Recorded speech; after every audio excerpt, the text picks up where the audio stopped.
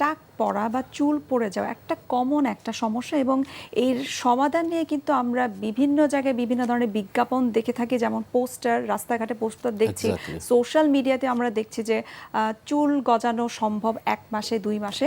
তো এক্ষেত্রে আপনার কাছে জানতে চাই এগুলো আসলে কোনো সঠিক চিকিৎসা হচ্ছে কিনা, অথবা আপনাদের পরামর্শ আসলে কি যে চুল গজানোর জন্য আসলে কাদের কাছে ট্রিটমেন্টটা নেওয়া উচিত? চুল গজানোর জন্য ডার্মাটোলজিস্টরা খুব ভালো একটা চিকিৎসা দেন।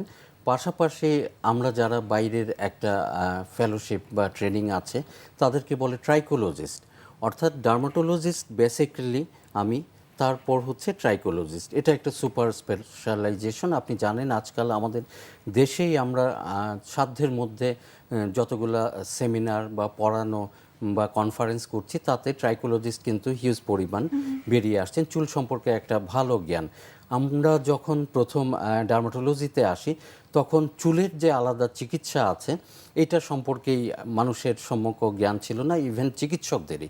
গেলে ভিটামিন দিত, ভিটামিন ডি দিত, তেল দিত, এক পর্যায়ে বলে দিত, আমাদের মুরব্বী যারা আছেন তারা বলতেন যে চুলের কোনো চিকিৎসা নাই। তো আমরা 2009 থেকে প্রথম এটার উপর পড়াশোনা করে আমি এবং আমার সহকর্মী অনেকেই দেশের বাইরে ট্রেনিং করে আমরা বুঝতে পারলাম যে এটা একটা হিউজ ফিল্ড, কাজ করার অবারিত ক্ষেত্র।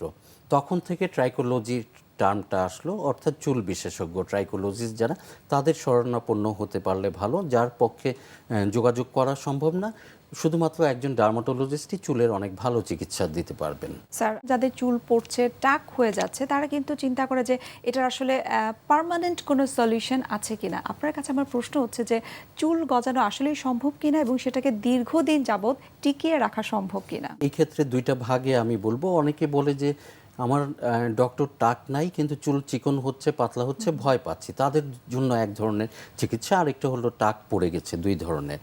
তো প্রথম চিকিৎসা হিসাবে আমরা একটা ট্রাইকোস্কোপিক ডিভাইস দিয়ে স্ক্যাল্পের গোড়া এবং চুলের গোড়া দেখি। অনেক সময় নেকেড আইয়ে মনে হয় যে এই জায়গায় লোকটার কোনো চুল নাই। তো ট্রাইকোস্কোপিক এক্সামিনেশনে বোঝা যায় হেয়ার রুট আছে কিনা। হেয়ার রুট থাকলে টপিক্যাল অ্যাপ্লিকেশন, আপনি জানেন মিনোক্সিডিল একটা ওষুধ আছে যেটা সমস্ত পৃথিবীতে ইউজ হয়, হেয়ার রিগ্রোথটা হয়। এবং এইটা ধরে রাখার জন্য মেল পেশেন্টের ক্ষেত্রে ফিনেস্টেরাইড, ডুটাস্টেরাইড এবং রিসেন্টলি পালমেট্রো, যেটা লেস সাইড ইফেক্ট আছে, সেগুলো আমরা দিয়ে থাকি।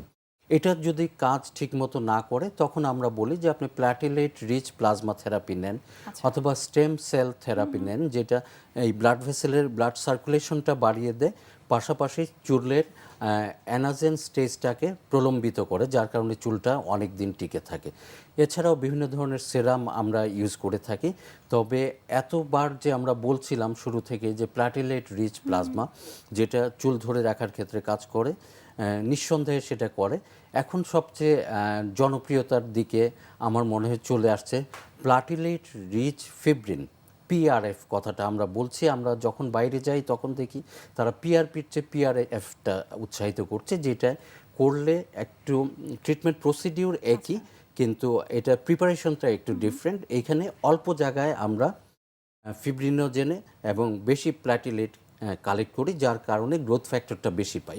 পিআরপির মতো সেটাই আমরা দিই একই সময়। ট্রিটমেন্টটা কি বাংলাদেশে হচ্ছে কি? অবশ্যই অবশ্যই, আমি এবং আমার সহকর্মী কয়েকজন পিআরএফটা করছেন। এখন পেশেন্টই যাচাই করবেন এটা জনপ্রিয়তা কতদূর পর্যন্ত নিয়ে যাবেন ওনারা।